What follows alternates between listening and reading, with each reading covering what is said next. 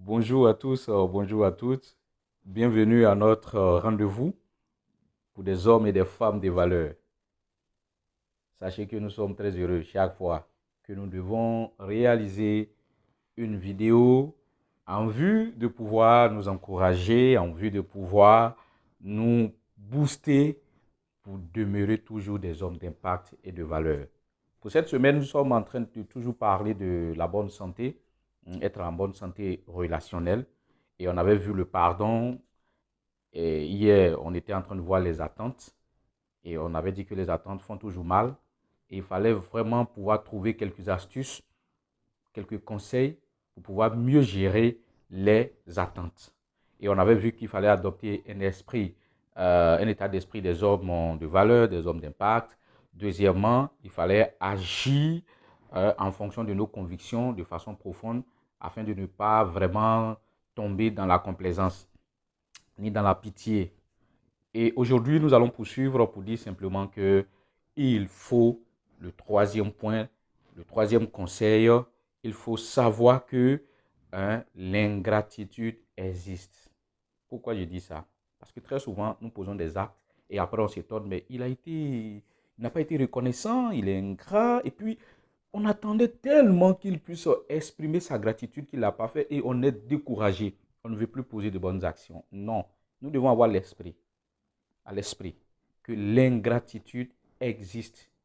Et surtout, les gens oublient vite les bienfaits, mais tout ce qui a été mal fait, ils vont retenir pratiquement à vie, jusqu'à ce que vraiment ça puisse les détruire.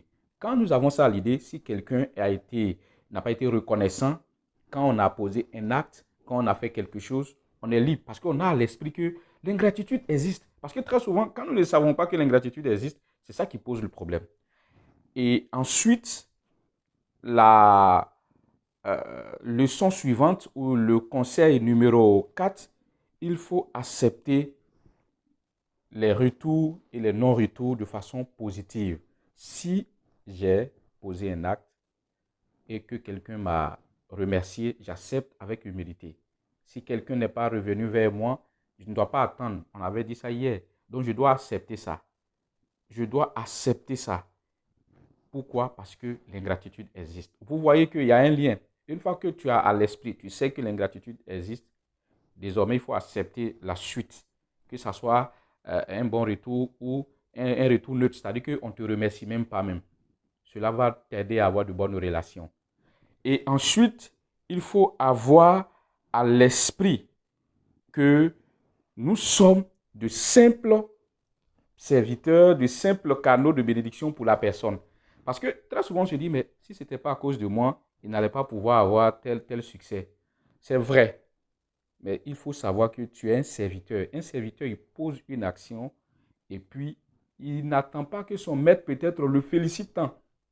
Mais si nous agissons en ayant l'esprit que nous sommes des maîtres, alors tu vas demander, tu vas attendre qu'on vienne te dire merci.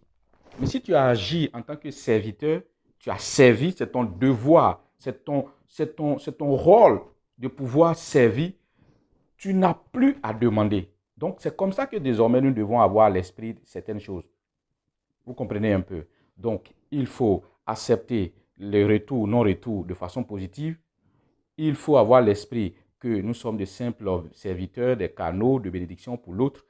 Et ensuite, il faut apprendre à agir, à vivre dans la plus grande discrétion. Quand tu devais faire du bien ou quand tu dois faire du bien, il faut faire ça dans la plus grande discrétion. Et il faut aussi continuer à faire le bien. Parce qu'il y a des gens, s'ils n'ont pas vu la popularité, parce qu'ils veulent que les gens leur disent merci, ils vont agir devant tout le monde. Ce n'est pas mauvais. Mais si nous apprenons à agir dans la discrétion, cela va nous aider à pouvoir amortir les attentes quand ça ne vient pas. Mais quand tu as fait devant les gens et qu'on ne t'a pas reconnu comme le bienfaiteur, tu as la honte peut-être. Donc, en apprenant à agir dans la discrétion, en apprenant à servir dans la discrétion, cela va nous aider à pouvoir mieux amortir le bon ou le mauvais retour. Vous comprenez un peu. Donc, c'est vraiment les quelques conseils aujourd'hui que je voudrais encore plus donner si nous agissons surtout avec un cœur joyeux un cœur de quelqu'un qui n'attend rien. Vous comprenez? Donc la discrétion est de taille ici. Et enfin, septième astuce ou septième conseil, qu'est-ce qu'il faut faire? Il faut pardonner toujours ce qui n'a pas été bien fait pour que nous ayons la paix du cœur, pour que nous soyons libres de toute chose. Quelqu'un t'a fait quelque chose, tu as fait quelque chose à quelqu'un, la personne ne t'a pas remercié, la personne n'a pas reconnu que ce que tu as fait est bon, il ne faut pas te soucier, il faut pardonner et va de l'avant. C'est la fête de Noël, c'est la fin de l'année, il faut pardonner pour aller de l'avant, pour avoir une bonne relation avec tes amis, cela s'impose à toi. Je voudrais simplement t'aider à suivre ces 7 conseils et en un mot, je voudrais juste revenir en une phrase ou en quelques minutes, adopter l'esprit des gagnants, l'esprit des hommes d'impact et de valeur. Deuxièmement, il faut agir par conviction. Troisièmement, savoir que l'ingratitude existe.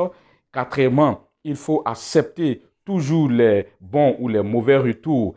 Et cinquièmement, avoir l'esprit que nous sommes, à l'esprit que nous sommes de simples serviteurs. Sixièmement, il faut apprendre à agir dans la discrétion. Septièmement, il faut pardonner toujours, quelle que soit la suite. Tu as eu raison ou tu n'as pas eu raison, pardonne pour pouvoir passer de l'autre côté. Quelqu'un a dit, que je cite ou je paraphrase, il dit toutes les possibilités, toutes les opportunités se trouvent de l'autre côté du pardon. Quand tu pardonnes, tout se trouve là-bas. 2021 arrive, 2021 est là. Il nous reste seulement que 7 jours ou 6 jours. Si tu veux avoir des opportunités, il faut pardonner. Si tu veux avoir des opportunités, il faut revoir la position avec tes amis, tes connaissances, tes parents, avec toi-même, pour rétablir la bonne relation avec toi, envers ton Dieu, envers tes amis. Tu vas voir que toutes les possibilités réellement se trouvent de l'autre côté. J'ai hâte de vous revoir. Bonne semaine à vous et que Dieu vous aide et que cette fin d'année puisse être une fin d'année glorieuse et que la fête de Noël puisse être une belle fête pour vous. À bientôt et on se revoit.